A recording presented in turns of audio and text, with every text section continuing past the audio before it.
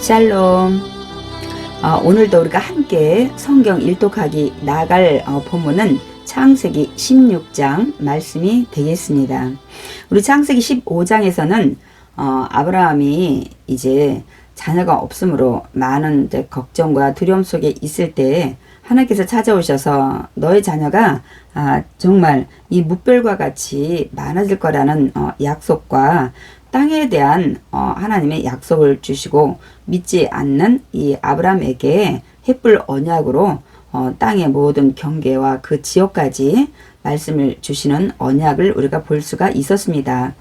그 이후 아브라함은 그 언약을 믿고 이제 생활을 했을 텐데 이 16장은 이제 10여 년이 지난 후에 그 가정에 어떠한 일들이 일어나는지 우리가 중점적으로 보고 읽을 것입니다. 그래서 창세기 16장에서는 이 아브람과 사레 기다리던 자녀가 생기지 않자 이들이 어떤 일을 하였으며 이들의 그 삶을 통해서 우리 믿음을 한번 되돌아보는 그런 귀한 시간이 되길 원합니다. 창세기 16장 1절 아브라함의 아내 사레는 출산하지 못하였고 원래 사례는 출산을 하지 못하고 있었죠. 근데 여기에서 출산하지 못하였고 라는 뜻은 아직 하나님이 언약을 하셨음에도 불구하고 자녀가 아직 없다는 것을 말씀하고 있습니다. 그에게 한 여종이 있으니 애굽 사람이요 이름은 하갈이라. 그런데 사례에게 한 여종이 있는데 애굽의 사람 하갈이라고 말씀하고 있습니다. 아마 기근으로 애굽에 내려갔을 때 같이 이 쫓아온 이제 여종인 것 같습니다. 2절 사레가 아브라함에게 이르되 야훼께서 내 출산을 허락하지 아니하셨으니, 그러니까 여보 우리 기다려도 하나님께서 나에게 잉태케 하지 않게 하시는 거 보니까 이 방법은 나로 인한 방법이 아니라 또 다른 방법을 하나님 말씀하시는 것 같다고 남편 아브라함에게 얘기를 하는 것입니다. 그러니까 아직 그 하나님의 그 언약이 얼마나 신실한지를 아직 그 믿지 못하는 사레의 믿음을 볼 수가 있습니다. 그러나 나중에 하나님께서 사레의 몸을 통해서 이삭을 주실 때 이 사레는 이제 이름도 그 열국의 어미 사라로 이름도 바뀌지만 그때의 믿음은 굉장히 장성한 분량에 있다는 것을 우리가 알 수가 있습니다. 잠깐 우리 히브리서 11장 11절을 좀 읽겠습니다. 믿음으로 사라 자신도 나이가 많아 단산하였으나 잉태할 수 있는 힘을 얻었으니 이는 약속하신 이를 미쁘신 줄 알았음이라. 자기 자신은 원래 젊었을 때도 자녀를 잉태하지 못했지만 이제는 잉태를 하고 싶어도 단산해서 이제는 모든 이제 자녀를 낳을 수 있는 생식 기능이 다 끊어진 상황이었기 때문에 더더군다나 이제는 자녀를 기대할 수 없는 상황이었지만 하나님의 이 아브라함의 이 몸을 통해서 상속자가 나올 거라는 그 언약을 이제는 믿게 되는 사라의 믿음을 볼 수가 있습니다. 우리는 여기서 중요한 교훈을 얻게 되죠. 하나님은 언약을 하시고 우리가 그 지식적으로 아는 이런 성경이나 이런 말씀이 중요한 것이 아니라 그 말씀을 온전히 믿고 붙잡고 나아갈 때 하나님이 역사하시고 그때부터 일을 하신다는 사실입니다. 그래서 이제 하나님께서 이렇게 주시지 않던 사례가 이제 남편 아브라함에게 하나님께서 내 몸 통해서 자녀 주는 게 아니라 또 다른 방법이 아닐까요? 그러면서 내가 원하건대 내 생각인데 내 여종에게 들어가라. 내가 혹 그로 말미암아 자녀를 얻을까 하노라 하매 이렇게 내 의견에는 내 몸종 하갈이 있는데 하갈을 통해서 혹시 또 하나님께서 자녀를 주시지 않을까 이런 얘기를 합니다. 그런데 이제 아브람이 이제 태도가 굉장히 중요합니다. 우리가 선악과 사건에 하와가 어떠한 일들을 했을지라도 이제 그 다음에 이제 아담의 그 역할이 굉장히 중요하잖아요. 근데 여기에서도 이제 아브람이 그러면 이 사라의 말을 듣고 어떻게 반응을 했는지 우리가 보겠습니다. 아브람이 사라의 말을 들으니라. 이 들으니라는 이 히브리어는 이 샤마라는 단어인데요. 이건 동의하다, 만족하다. 그런 것 같아. 하나님 분명 내 몸을 통해서 상속자가 주신다 그러는데 당신한테 아직 잉태케 하지 않으신 하나님이 아마 또 이런 방법으로도 내 몸에서만 통해서 나면 되는 거 아닌가 하고 둘이가 이 생각을 같이 이제 똑같이 생각을 하고 이제 일을 벌이는 거죠. 근데 우리는 분명히 알아야 됩니다. 하나님이 하신 말씀은 반드시 성취하십니다. 1.1획도 변함이 없이 하나님 하신 말씀은 그대로 이루신다는 사실을 다시 한번 우리가 마음에 새겨야 될 것 같습니다. 우리가 뒷부분은 알지만 하나님은 이런 방식이 아니라 이제 정말 아브라함과 사레를 통해서 하나님이 이삭을 주시는 걸 알 수가 있습니다. 그러니까 이들은 하나님의 그 약속의 본질보다는 성취하는 그 방법에 더 몰두를 한 것 같습니다.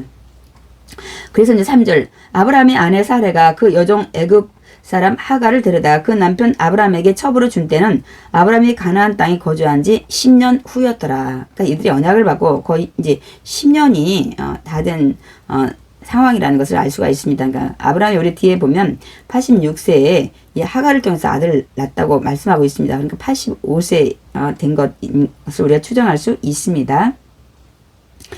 4절 이제 아브라함이 하갈과 동침하였더니 하갈이 임신하매 그가 자기의 임신함을 알고 그의 여주인을 멸시하니라. 하갈을 통해서 사례가 멸시당하는 걸 볼 수가 있습니다. 어찌 보면 자기 무덤 자기가 판 꼴이 된 것이죠. 그래서 우리는 로마서 8장 좀 말씀을 좀 보고 가기를 원합니다. 사실 우리가 성경 일독이지만 제가 다시 말씀드리지만 그냥 읽고 뭐 이렇게 글씨만 읽어서 통독해서 물론 빨리 일독하는 것도 좋은데 분명 이 성경은 하나님의 감동으로 기록된 것으로 우리가 교훈과 책망과 바르감과 의로 교육하기에 완전한 책이기 때문에 우리에게 주신 사건 하나는 다 우리에게 어떤 교훈 아니면 우리 신앙을 되돌아보는 어떤 책망과 바르게 하는 것에 유익이 되게 기록한 거기 때문에 조금 시간이 지체가 되더라도 좀 읽겠습니다. 로마서 8장 8절 육신에 있는 자들은 하나님을 기쁘시게 할 수 없느니라. 다시 말씀드리면 그 앞절에 제가 다 읽지 않았지만 육신의 생각은 멸망이라고 말씀하고 있습니다. 그러니까 결국은 좋지 못한 결과를 가져오게 된다는 것을 말씀하고 있습니다. 지금 이 사레와 아브라함 육신의 생각을 육신의 일을 하고 있는 것입니다. 그러다 보니까 이제 하갈이 임신하고 이렇게 사레를 멸시하는 이런 또 상황이 있게 된 것입니다. 5절 사레가 아브라함에게 이르되 내가 받는 모욕은 당신이 받아야 옳도다. 내가 나의 여종을 당신의 품에 두었거늘 그가 자기 임신함을 알고 나를 멸시하니 당신과 나 사이에 야육에서 판단하시기를 원하노라. 아니 내가 무슨 잘못을 했냐는 거요. 이게 당신이 더 잘못한 거 아니냐. 나는 정말 당신에게 아들을 낳게 하려고 이렇게 내 몸종까지 내가 주고 했는데 당신이 이 효사를 잘 못해서 내가 이렇게 멸시를 받는 거 아니냐. 하나님이 옳게 누가 잘못했는지 누가 더 잘했는지 판단해 주고 원한다고 이렇게 사례가 말을 하고 있습니다. 그러니까 이제 아브라함이 어떻게 얘기했는지 6절을 보겠습니다. 아브라함이 사라에게 이르되 당신의 여종은 당신의 수중에 있으니 당신의 눈에 좋을 대로 그에게 행하라 하매. 무슨 말씀입니까? 아브라함이 당신이 판단대로 해라. 당신의 여종은 당신의 소관 아니냐 이렇게 얘기를 합니다. 그에게 행하라 하매 사레가 하갈을 학대하였더니 그래서 이제 사레가 그래요 내가 이제 알아서 할게요. 그러고서 아니 자기 멸시하는데 정말 가만히 있을 여자가 어디 있겠어요. 그나마 이렇게 정말 남편을 내주었는데도 그러니까 이제 학대를 하는 겁니다. 그러니까 이제 그 학대를 못 이겨서 하갈이 임신한 상태에서 아직 출산 전이죠. 사라 앞에서 도망하였더라. 하여튼간에 지금 뭐 자녀를 잉태를 하긴 했어요. 그게 이제 딸인지 아들인지 모르지만 하여튼 집안이 지금 이상한 모양으로 좀 돌아가고 있습니다. 7절 야훼 사자가 광야의 샘물 곁 곧 술길 샘 곁에서 그를 만나 이르되 사레의 여종 하갈아 내가 어디서 왔으며 어디로 가느냐. 여러분 하나님의 사자가 물으시는데 여러분 하나님은 다 알고 계십니다.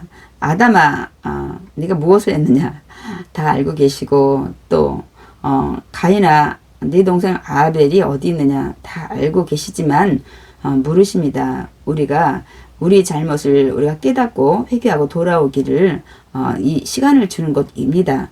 그래서 우리는 이렇게 물으실 때 우리 자신을 빨리 되돌아보고 우리가 정말 회개하고 믿음 안에 온전히 서야 될 줄 믿습니다. 그러자 어디로 갔냐? 그가 이르되 나는 내 여주인 사례를 피하여 도망하나이다.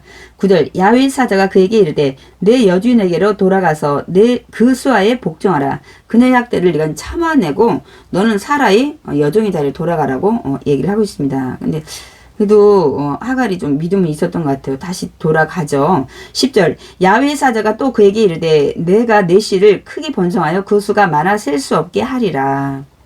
나중에 이제 우리가 이 뒤에 이스마엘을 낳는 것을 우리가 볼 수 있는데, 이 이스마엘을 통해서 이제 이 족속이 어떻게 지금 아랍계, 중동, 이 북아프리카, 또 이 시리아, 이 서아시아, 이 인구들이 이제 이 하갈을 통해서 난 이스마엘의 후예들이죠. 그래서 이제 한 보통 여기 뭐라고 그 수가 많았을 수 없게 하리라고 말씀하고 있잖아요. 지금 한 2억 명 정도로 굉장히 많이 살고 있습니다. 그 정도 추정을 하는데 이들이 보통 이슬람을 많이 이제 섬기고 있죠. 그래서 그런데 이제 이스라엘 그 민족은 한 1,500만 명 정도로 추정을 지금 하고 있습니다.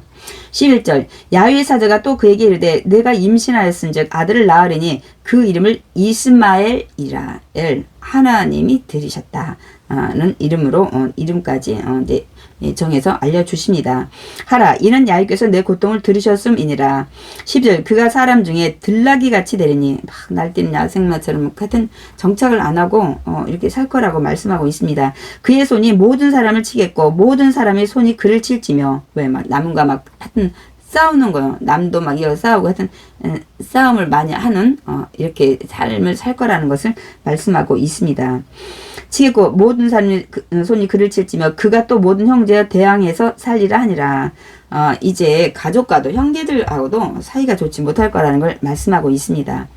사실 지금 이들 그 이스마엘의 후예들은 이제 아브라함의 자기들은 장손이라는 거죠. 이삭은 이제 차손이라고 그래서 무시하고 자기들이 더 우월하다고 지금 생각을 하면서 이 두 자손이 대적을 서로 하고 있는 상황인 것을 우리가 또 알 수가 있습니다.